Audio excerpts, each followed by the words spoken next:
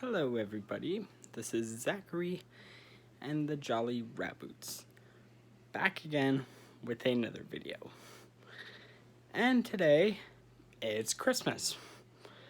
So of course we will be doing a review on it's not that much of a Christmas movie at all. I just wanted to review this film. The SpongeBob movie, Sponge on the Run. Now, this movie's been through a hard time in development. It was originally called It's a Wonderful Sponge and was supposed to come out in, I think, July of last year. Then, of course, all this other production stuff happened. It changed its name to the SpongeBob movie, Sponge on the Run. And now the movie was delayed. Then the movie was delayed to May 22nd, 2019. Or 2020. I don't know how I got that wrong, but... Anyways. So it was delayed to May 22nd, 2019. Why do I keep on saying that? May 22nd, 2020. I keep on getting that wrong. So, then... A little thing, I don't know if people heard of this before, but a little thing called COVID-19 happened, and the movie got delayed to the end of July.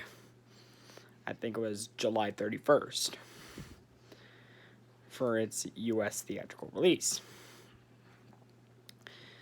And this thing didn't end off in July. So the movie got delayed once again to August 7th. And then finally, the movie got released in theaters. After one more delay, got released in theaters on August 14th, 2020. In Canada. Yeah, in Canada. So, while everybody over in Canada was enjoying the new SpongeBob movie, us people in the US had to wait a while. It wouldn't be that long until they decided to release it on CBS All Access, right? Well, it finally got announced just a couple days ago that the movie's coming out in February 2021. But, thankfully, thanks to a release on the UK Netflix on November 5th, 2020, we finally got the movie on Netflix over in the UK, but problem is I don't live in the UK, so. And then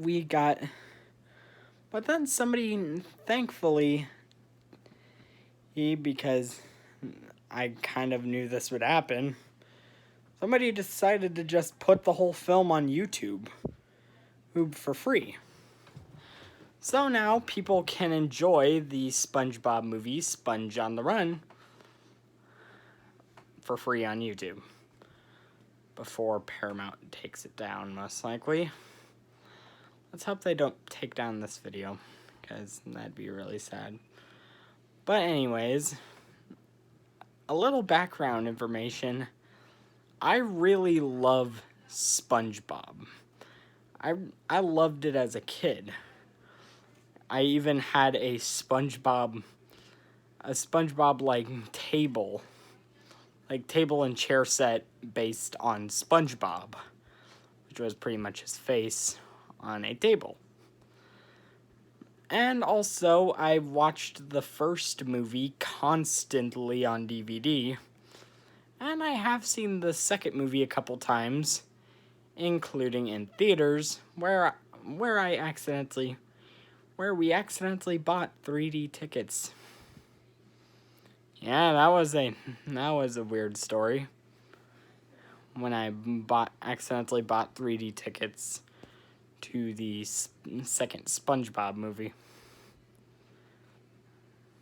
So now we have the factor of how do I think about this third SpongeBob movie that came out. And even though the critics don't like this movie a bunch, I still think it's kind of good. It has its flaws to it.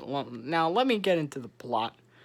The plot of the movie first. Now, the SpongeBob movie, Sponge on the Run, of course follows our main titular lead, SpongeBob SquarePants. And it's enjoying his normal life with his best friend and pet, Gary. But when King Poseidon, played by Matt Berry, decides he needs another snail for his skin cream product. I am not joking. That is a literal scene in the movie. Plankton gets the idea. He had to use this as a way to get SpongeBob out of the situation, because he recently figured out, thanks to Karen, that SpongeBob is the true reason that he fails at getting the Krabby Patty secret formula most of the time. And now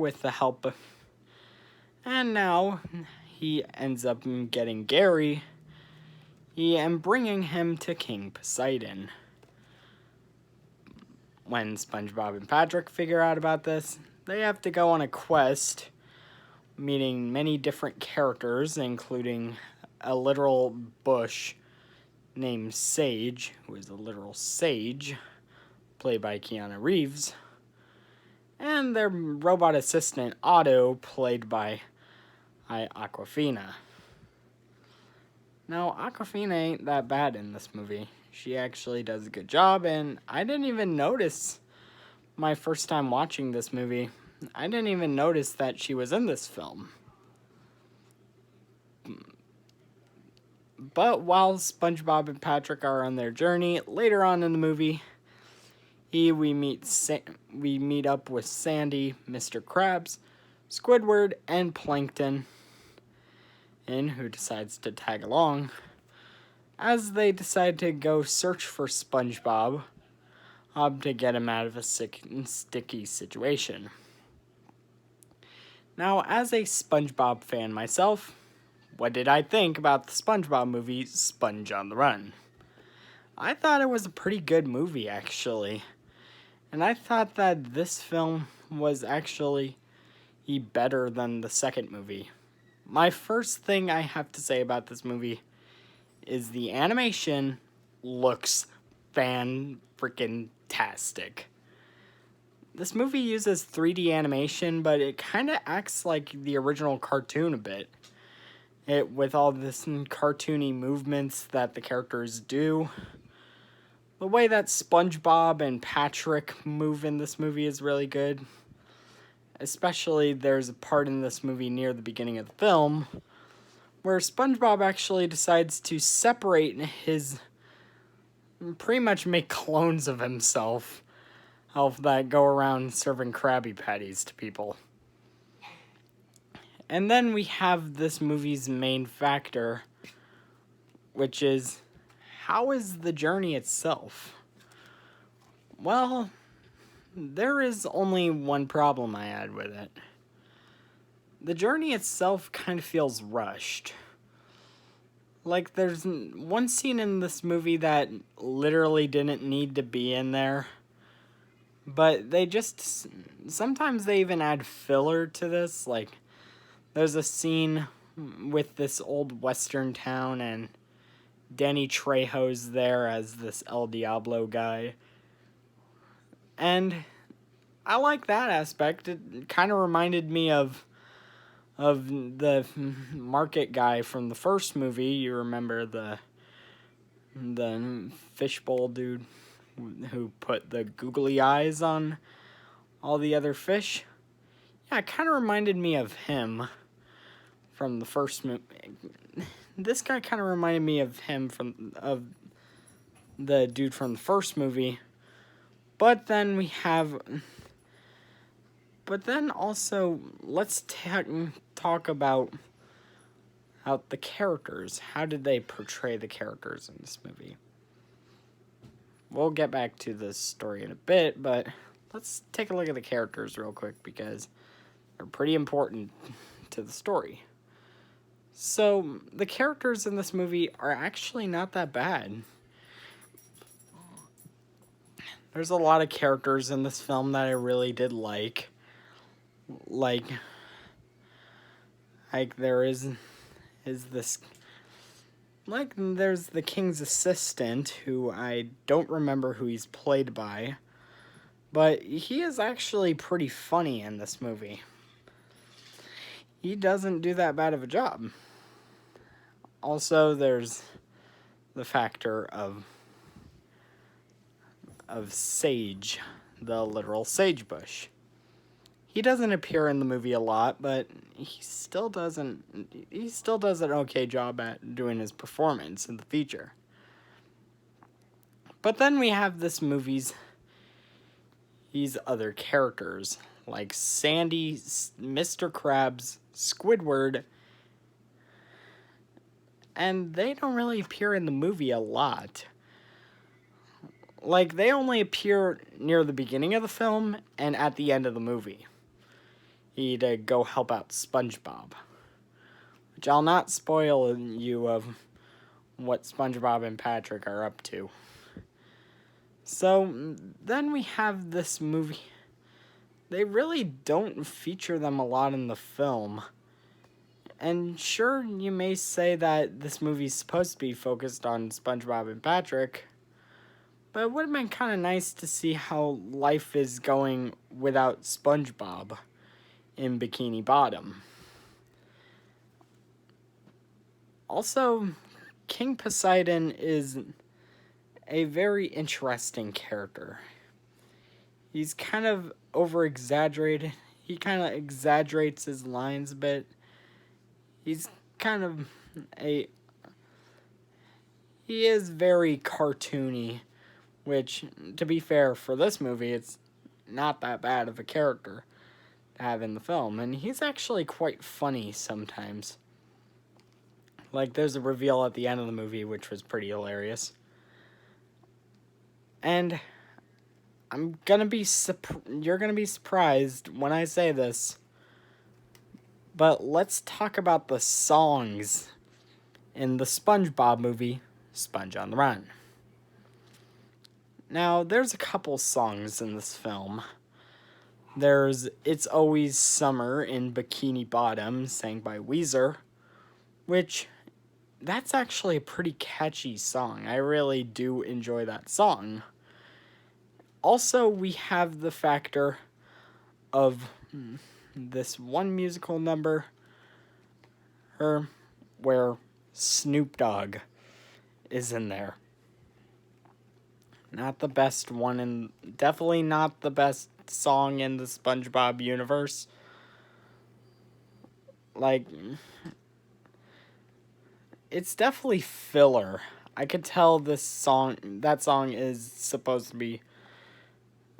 definitely filler to extend the runtime. Then at the end of the movie, they sing The Secret Formula Is You, which is sang by the entire cast, which isn't that bad, actually. I thought it wouldn't be that great of a song, but then I saw it, and it wasn't that bad of a song, to be honest. And I didn't really expect this to be that. And I definitely didn't expect this movie to have a lot of musical numbers. Like, the first movie did have a couple, like Now That We're Men, which I freaking love that song.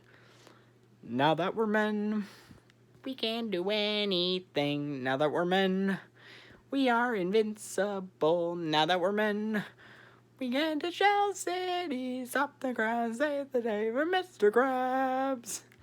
Now that we're men. Hey, you're going a bit over the runtime, you know. Oh, yeah, thanks. Thanks, buddy. You're welcome, dude. Yeah, that's my score bunny. Yeah, that's my score bunny from the last review. So, overall, the SpongeBob movie Sponge on the Run is not that bad of a movie. It's definitely, I'd say it's not living up to the high standards I have for the first movie. That movie is really good, and I recommend to check it out. But it's definitely not... It's definitely better than the second one, which... I like the second movie, but... It kind of felt like most of the runtime was just random elements thrown into the plot. Thrown into the feature, and, like, the plot doesn't really kick in till, like, the last 30 minutes of the film. Like, when they're on land trying to stop Burger Beard. Now, this movie, he isn't really that as good as the first film. It's definitely not. But I'd definitely take this one over the second movie any day. Overall, I give the SpongeBob movie, Sponge on the Run, a 8 out of 10. Not as good as the first movie, which I'd give about a 9, but still pretty good film. So have a Merry Christmas and a Happy New Year.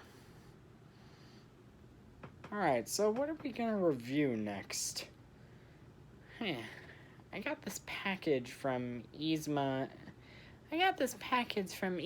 And Kronk. Say what now? Yeah, Yzma and Kronk told me to give you this. Okay, let me read it. Let me read this note. Don't know why they sent it via cardboard, but okay. Dear Zachary and the Rabbit Squad, I have sent you a movie that I will definitely have you ranting. I think even more than Cats. I wonder what movie it is. Let me continue to read. The movie I sent you is a little film you may know as Bobbleheads the Movie.